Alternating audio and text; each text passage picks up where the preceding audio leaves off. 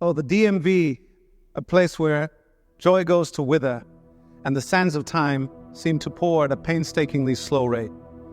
It is upon one dreary morning, laden with an overcast sky, reflecting the tumultuous emotions bubbling within me, that I embarked on a journey to the embodiment of human suffering, the Department of Motor Vehicles. I arrived heralded by a parking lot so congested it resembled a can of sardines. Each vehicle squeezed inelegantly beside the next, an unyielding sea of metal and impatience.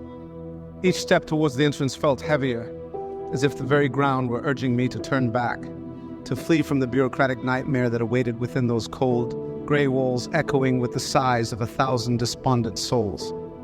Inside, the hall bore the unmistakable scent of stagnant air, marinated in frustration. The crew squirmed like a monstrous serpent, an endless coil of discontent humans muttering and sighing in a room that seemed to have been designed with the deliberate intention to shatter any semblance of personal space. Is the space untouched by time, where the cracked tile flooring gave testament to decades of despair, each scuff mark a relic of bygone agonies? With a ticket number clutched in my hand, I joined the cacophony of discontent. The air vibrated with the piercing cries of babies, the ceaseless chatter of others, and the muffled yet thunderous slamming of stampers, a symphony of disarray, a carnival of chaos, a relentless assault on the senses that strained the very fabric of one's sanities. The employees bore the countenance of individuals teetering on the edge of nihilism, their faces etched with lines carved from years of toiling in this bureaucratic labyrinth. The service was a barren wasteland of empathy where questions met with robotic responses, void of warmth, void of understanding, void of anything remotely human.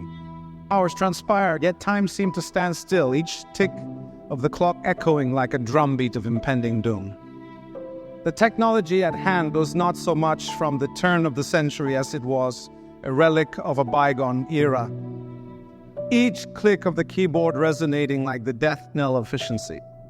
The screens flickering with the ghost of systems past, struggling to keep up with the ceaseless demand of the now. When finally, my number was called, a walk of endless trepidation began, traversing towards a counter where I was met with a litany of unforeseen demands.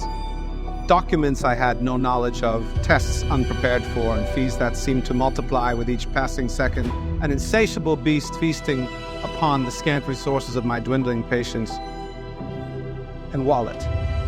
The written test bore down on me like an oncoming storm, a vortex of anxiety swirling in the pit of my stomach.